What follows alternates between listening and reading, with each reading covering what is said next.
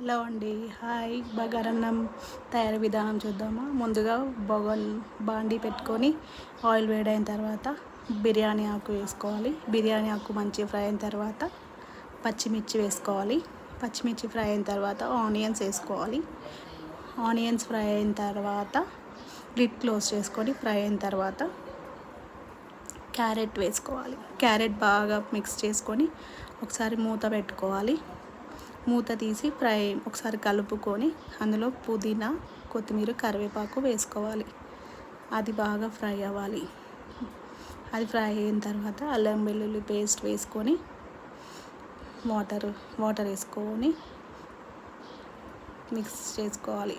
పచ్చి వాసన పోయేదాకా ఉంచుకొని వాటర్ వేసుకొని వాటర్ బాయిల్ అవ్వాలి.